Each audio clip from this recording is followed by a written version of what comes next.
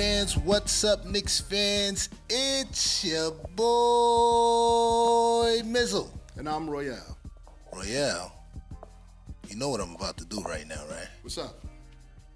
You know what I'm about to do right now. What's up? The energy's high. My energy is high. RJ Barrett. RJ Barrett. Badman. I like that. My gosh, the chants in the Garden last night they was chant from the last game, and they continued the chants. Yeah. You know what I mean? They continued the chants. Wasn't the last game he played the game winner in the Garden? Yeah. Why was it? He was having a rough game that game. Why were they chanting his name so much that game? It could have been I could be thinking the Pacer game where he went crazy. But were they chanting his name in the Celtic game? I don't feel like they were. There wasn't really a reason to. Well, yeah, there wasn't a We reason. wasn't really going that crazy. What's up, Knicks fans? It's us. You know, we got so much games in our mind. We don't know. I might be getting that messed up, but it's not the first time I heard that RJ chant. You know what I mean? RJ deserved the chant last night. We're going to talk about the game last night. We're going to talk about the last two Celtic games, but first and foremost, they cannot forget to do what they supposed to do, what y'all supposed to do. Subscribe, Roy. Get the likes up. Get them likes up. Y'all know the vibes. Hit that blue like so we could get it to Knicks fans like yourself. All right? We're not on Facebook. Yeah. Just hit the thumb. It turns black. Word. That's true. Guys, it does turn black, doesn't it? Yeah, you're right. I keep saying the blue thumb. Hey, what am I going to say? You know what I'm saying? But anyway, guys, let's get back on track. It's about the Knicks. The Knicks had 3 games that we're going to talk about, like I alluded to already.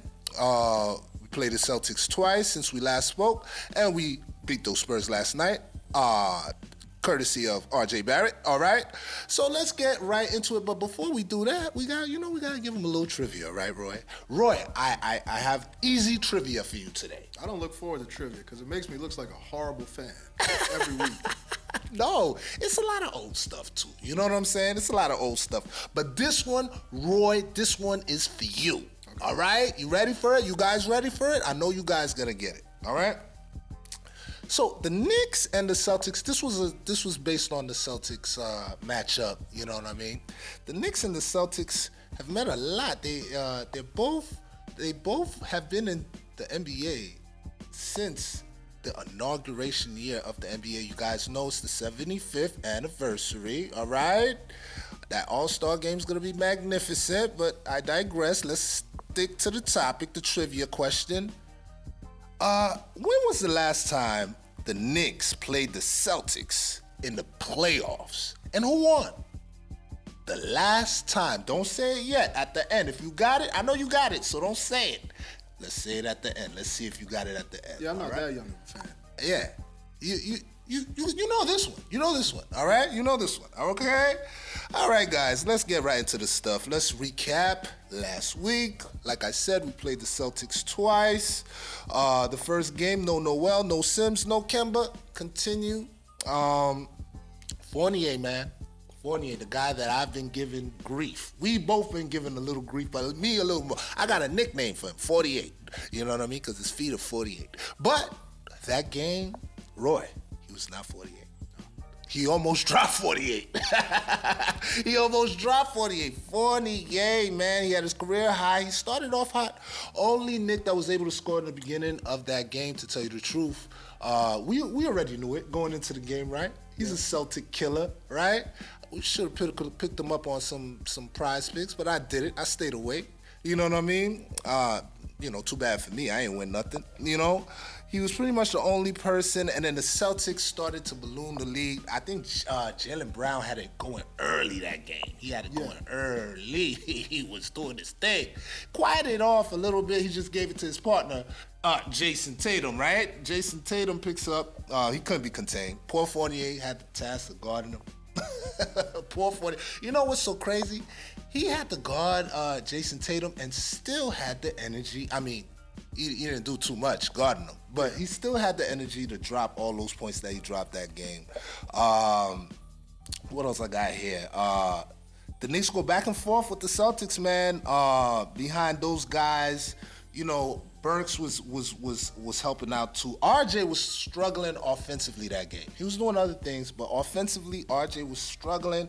Fournier still gave us what he could as a Celtic killer. You know what I'm saying? He still continued to stay hot. It wasn't until the third quarter until Julius started getting hot, right? Julius chipped in the third quarter, started doing a whole bunch of and ones. Then he started cursing crazy. So I was like, yeah, curse crazy.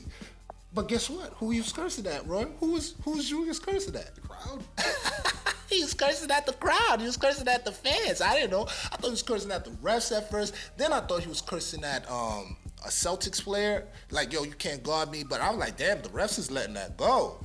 But he was cursing the crowd out, and the refs was like, we can't take you for cursing the crowd out, giving the thumbs down and everything. I didn't know who he was talking to, but we later found out that Julius was talking to the fans. All right, we'll touch on that a little bit later.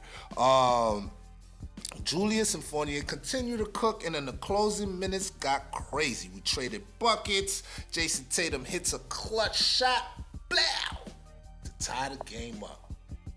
Roy, what happens next? I've been talking too much. What happens next? Oh man, it was one of those. It was definitely a deja vu moment because it took you back to RJ's rookie year, I believe, when Jason Tatum pretty much hit the same shot, but from three over RJ. And it was that moment where your heart kind of just dropped. But next play. Well, first of all, during the timeout, you're kind of seeing RJ. You're kind of seeing the look on his face. He was kind of looking a little down for his free throws, but he kind of had that look in his eye. I saw him talking to Obi. and what's his name? Quickly. Was it Quickly? Nah, the other one whose name always escapes me for some reason. The other rookie. Grimes. The other one. Oh, Sims. Jericho. The point guard. Oh, I said every rookie. I went through the whole list. Deuce McBride. Yeah, Deuce McBride. Deuce. I don't know why. I don't know. It's just one of those moments I just had. Right. He's talking to Deuce. He's talking to Obi. He's shaking his head, and he's looking like he's kind of looking like he wants it. Play comes. He catches the ball, fades away. Ooh. Drills it. Not only drills it, banks it. Ooh, yes, that's true. He banks it. I don't know if he called bank, but we took it. Off the backboard.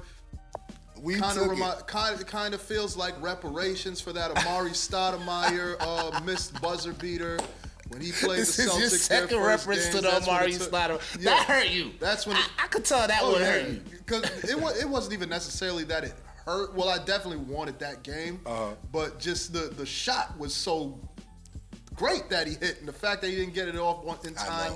I know. I think Porzingis got one like that too against Hornets. We don't care about Porzingis, but I think he got one like that where he hit the game against the Hornets in Charlotte or something like that. But let's talk about this one was sweet, man. This one was sweet. It's RJ Barrett. He's been struggling. You know, you've been waiting for that moment. He gets that confidence boost.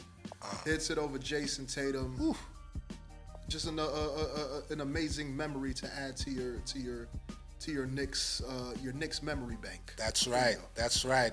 Everybody went crazy. That Garden looked like the 4-point play. That's what it looked like. That Garden was rocking and rolling. All right. Let's get to some stats here. We got Julius. He had 22 big points. Like I said, he came through in the end, third quarter mainly. You know, he was having a bit of a rough one, 8 for 20 shot. But let's talk about Quickly. Quickly had a nice off the bench game. 16.6 for 12, 3 for 5 from downtown. That's nice. And his defense. His defense was great that game. Yeah. I like the way that he played defense. Like we said, RJ was it was a rough one, man. 4 for 15, man. He only had 13 points, but guess what? 2 for 4 from downtown, and one of the two was a game winner. Was a game winner, okay? Now let's get to the player, the hooper of the night. All right? You want to read out Fournier if you got it? I don't know if you can see. You want to read out Fournier? Fournier was the hooper of the night. How do you look, Roy? Yeah, 41 points, 2 assists, 8 rebounds. He rebounded. 10 for 14 from 3, which I believe is a record. Yeah, he tied with J.R. Smith or something like Yeah, that. I believe it's a Knicks record. Yes, 15 for 25. Yes. And then they try to give that weak trivia. They was like, oh, since he got the record, who got the record in the NBA? Come on now. That was weak trivia, guys. Weak trivia. Like today's trivia for me. Weak, because you guys are going to get this. If you guys don't get this, I don't know what to do. Anyway, Fournier looked great, like you said. 10 3-pointers, man. 10, splashing them all over the place. Man, that game had me excited. Now, let's get to the next game. You know, we play Boston again. That game, I was not too excited. We spent a lot of time on this first game, but we're not going to spend a lot of time on this game. I promise you, because there's not much for me to say. Quickly started that game. Who didn't we have that game? We had no Fournier. So our Celtics killer, we didn't have him. We didn't have him, guys. He had to take a little day off. He's like, nah, I kill these guys too much. 3 straight games, killing them. He averaged like 35 against the Celtics. We didn't have that guy. So it hurt us, to be honest. I don't think I've said that all year, that not having Fournier hurt us. You know what I'm saying? But that definitely killed us. But RJ had a better game. He had a better game. He looked better to start. He was aggressive to start. The Knicks start off hot from 3 that game. So I was like, ooh, Quickly's doing this thing. He's cooking. You know what I mean? Quickly was the hooper of this game. He was the only one that came. Him and RJ were the only one that came to play. Julius had a rough one. I think he had a double-double, but it was still rough for him shooting. Celtics weathered the storm to take the lead by halftime. By the third quarter, the Celtics completely take over. We can't score the rest of the game. Nothing more can be said about that game. To really be honest with you, we only scored 75 points. Quickly was the pretty much the highlight of that game. Yep. RJ went 4 for 9 for 3. RJ's 3-pointer is coming along.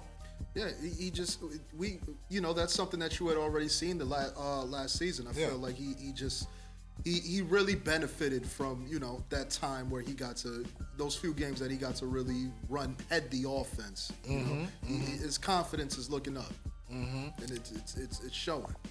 I'll tell you what aided us in losing that game: 6 for 15 from free throws. Yeah. 40% from free throws. That is I have no words for that. That's a 3-point percentage. You know what I mean? 40%. That's not no 3-point percentage. They went 15 for 17. That's one of the big reasons we lost while I'm looking at this, these team stats. And just the offense just falling off. Absolutely. Just not enough firepower. Dude, we scored 16 in the second, 18 in the third, and 15 in the fourth. I'm not spending too much more time on this game. I'm just going to talk about what Quickly did, and then we're going to move on, all right? Because I don't know what happened that night. How do you feel about Randle's bounce back after, what he said to the fans? Bounce back in what? Coming from one game, he's coming back from COVID, has a good game, starts feeling himself. Right. Telling the crowd, shut the French toast up. I like that. Next game, no free throw attempts. Nothing from the free throw line. Nothing from the free throw. What am I looking at here? 6 for 19. He shot 1 for 8. The guy shot 8 3-pointers. Why? You only made what? At some point, at 4, when you're like 1 for 4, you gotta be like, let me chill. You know what I mean? Let me chill. Maybe I'll take one more. Yeah. You know what I mean? But let me chill. No, he didn't do that. But he did get 12 boards, 6 assists. But 6 for 19. I don't know. It's in his head. It's in his head right now. He apologized. We're gonna talk about that then. Okay. Let's save some of that for the end. All right. Let's save some of that. All right. Let's get to the next game, which was the game last night against the Spurs. Listen. I went into the game. My prize picks. I put my money on RJ. All right? Because I know when he sees the Spurs, he's a Spurs killer.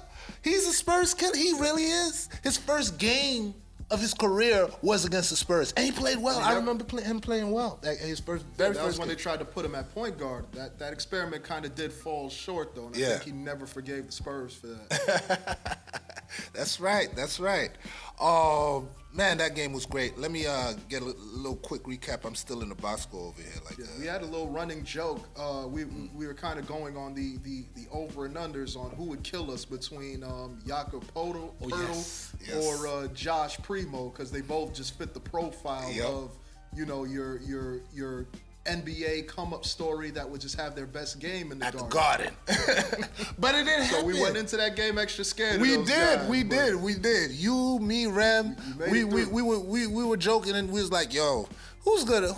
We gotta pick which one. Primo had a nice game. That kid looks about 13 years old, but he had a nice game. But it's not about them.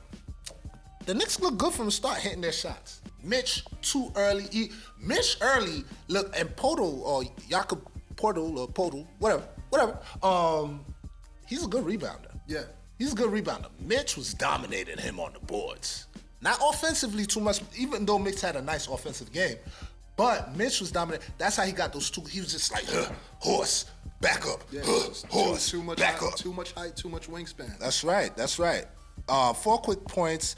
Fournier, he's back. He was back. We didn't have. I said that already. No Kemba, no Noel. Fournier's back. He started off hot. I was like, oh, Fournier, you're continuing. Remember we was watching the first half together and we was like, oh boy. We ain't believe it because it's not against the Celtics. We ain't believe it, but Fournier, he was hitting the shots. The Spurs keep pace behind Walker and Murray. Murray had a nice, excellent game. He looked like his focus was offense last night. He was like, oh, it's the Knicks. I am going to do it to them. And guess what?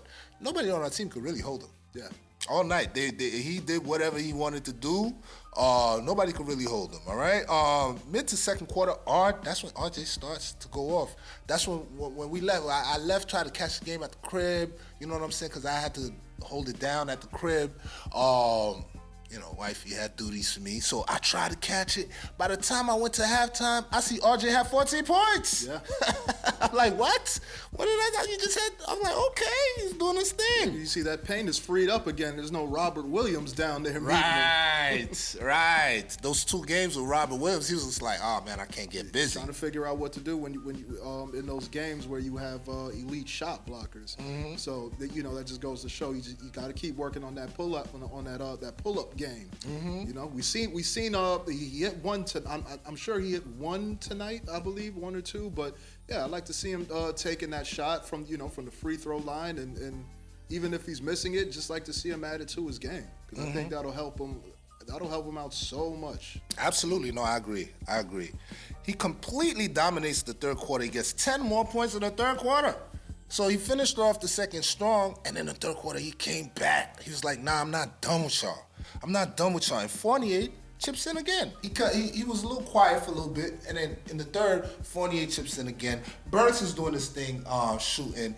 By the time the fourth quarter comes around, Knicks start raining threes.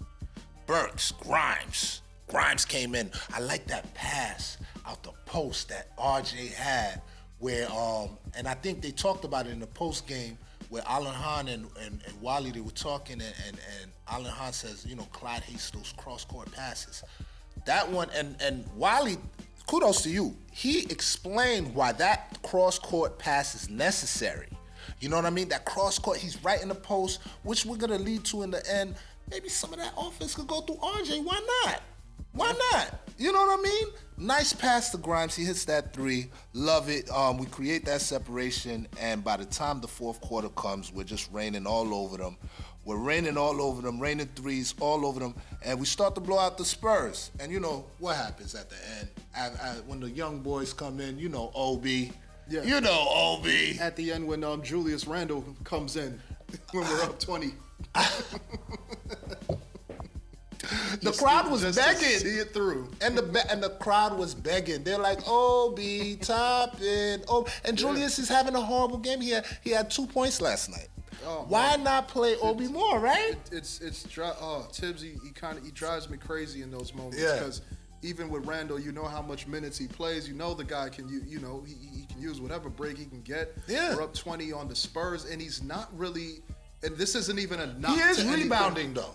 He's rebounding, but this is the thing. And this isn't even to critique the performance he's had, but he's not adding anything to the game that we don't have covered already. The team is shooting. The young guys, the bench unit they're in, they're shooting well.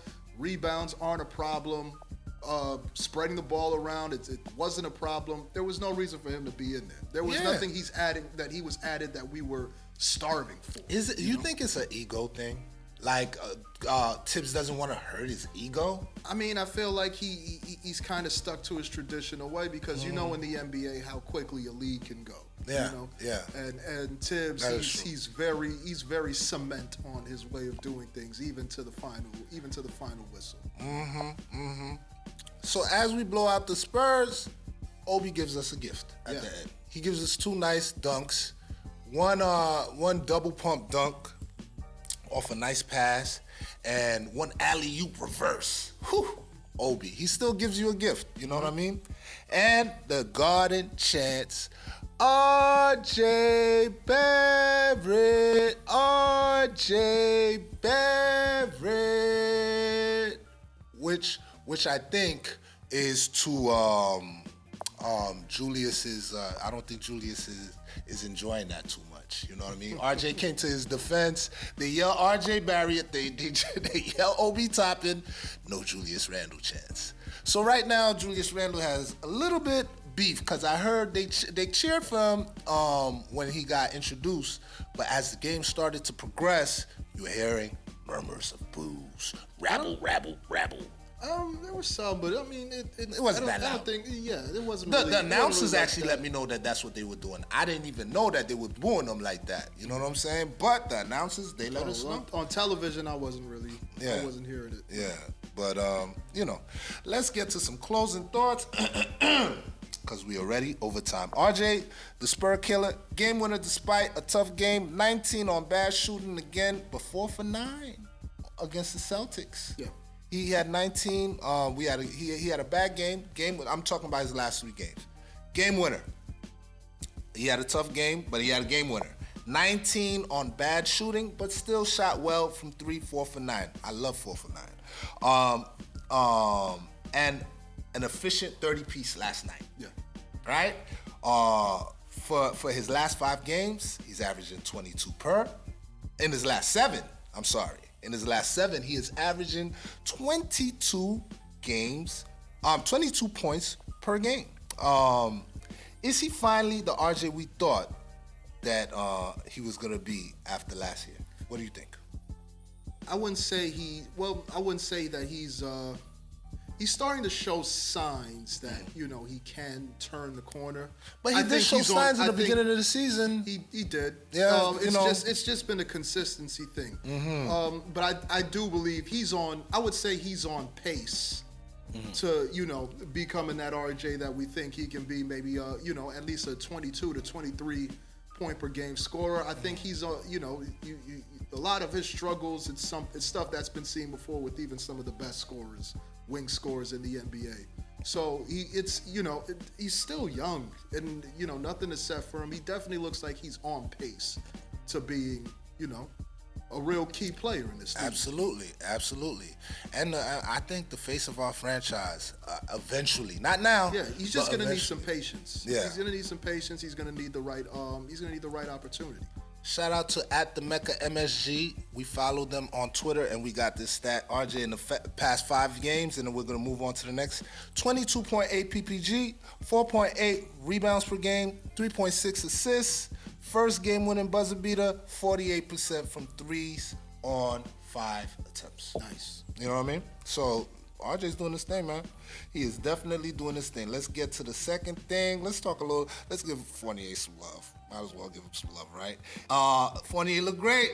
Is this the version of Fournier? You think you think this version of Fournier is here to stay? Not 40 points, obviously, but a better what I put there, the one that hits shots. That's it. That's all I want him to do. Hit your shots. You think this judging from what I've seen so far, I mean it doesn't. I'm still not all the way sold that this thing is going to work. That Fournier's Knick tenure is going to work out. It's just been a lot of inconsistencies. I mean, what we've seen from him tonight, he wasn't amazing, but that's what we would like. You know, that's the type of offense. Yeah, contribute. Yeah, that's the type of offense that we would like. You know, hitting shots and just applying some pressure on guys to come out to shooters. But I don't know. Something's just telling me his Knick tenure isn't going to be a very lengthy one. From your lips to God's ears. Let's keep moving. I got two more. All right, one more question for you, actually. Do you think Julius can overcome this bad blood with the fans? He's had 2 subpar games since he cursed the fans out. Well, yeah. As far as Julius and the fans, I believe that was something that, you know, it was what it was for that moment. But now it's all about him just focusing on the game, and you know, keeping your mind on the task at hand, and just figuring out everything that you did right last year and how can you repeat that today. It goes beyond just hitting shots. It's a mental thing, you know. But you know, I guess since this has been the topic of discussion, I feel that we might as well, you know, add in our opinions. So I'll call an ISO here just for a second. We're over time, but if you made it this far in the video, you might as well stick around. In my opinion, from what I see, the reason why Knicks YouTube media, the podcast space, is basically what it is, one of the largest in all of sports, is because you go on ESPN, you go on FS1, TNT, et cetera, et cetera. Right. You hear, when it's time to talk about Knicks, you don't quite get the whole story, right? Exactly. You get disrespected. You hear them disrespect the fans. You hear them talk down on us, getting little cheap shots and jokes when we're not even in the topic. The Knicks aren't even supposed to be in the segment. We take a whole lot of crap simply for existing. So you don't get to talk down on the fans if you're not putting in the right amount of effort, you're making stupid mistakes. You basically have to get your mind right and focus on the games, because it's time to stop throwing the fans under the bus and disrespecting us every time something incompetent happens. Because we continue to support this team, we continue to support, basically in part the league, while we continue to be basically take cheap shots just for simply being along the ride. And then we have to see a bad product, and then you have to go to work, your kids have to go to school, you have to go to your 9 to 5, feeling like crap the next day after what you just heard. So stop talking about the fans, because we've been the scapegoat for long enough. It's time to get your mind right and stop deflecting. Yeah, man. So, you know, it's a rough town, man. You got to produce, or else this is what happens. We boo, we do whatever. You know, ask Philly. Philly do the same thing. You know what I'm saying? But this is New York. This is no disrespect to Philly, but this is the media capital of the world. So everything is magnified. So Julius, he's still a young guy. Julius is still a young guy. Let him work it out. You know me, I'm a positive guy. Not saying you not, but I'm just saying, like, let him work it out. He's still young. What is he, 26? You know what I mean? 26, 27. He's still young. Let him work it out. You know what I mean? And, you know, positive. 4 of the last 5 we won. We won 4 straight at the Garden. 5 of the last 6 we've won at the Garden. We're finally starting to climb there with our Garden record, because it was putrid before. Like, I don't even understand. Like, people came to the Garden just to embarrass us. Yeah. You know what I mean? And like you said, with a fan base like ours, we can't have that. We cannot have that. It's too much of us.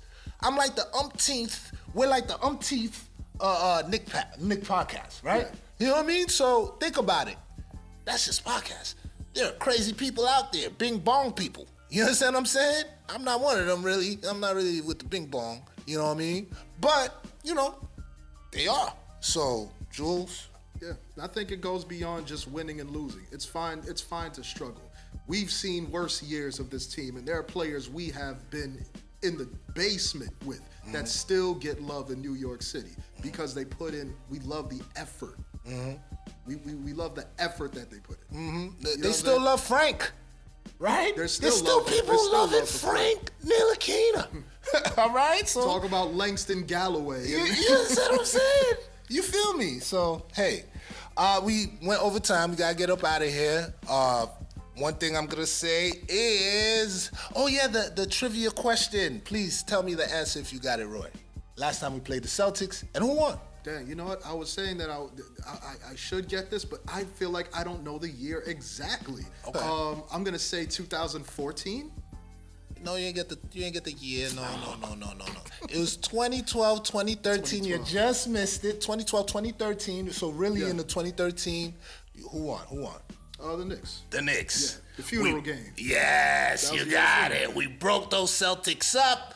Broke them up. No more KG, no more Paul Pierce. They was terrorizing us for years, and then we finally broke them up. Melo. See, I had a good one. It's just positive today, right? All right. I don't have anything else. Oh, yeah. Don't forget to follow us on Twitter. Follow us on IG and add us on Facebook. All right. Don't forget to do all of that stuff so we could get it to more Knicks fans like yourself. Nothing else. It's your boy Mizzle. And I'm Royale. RJ Barrett.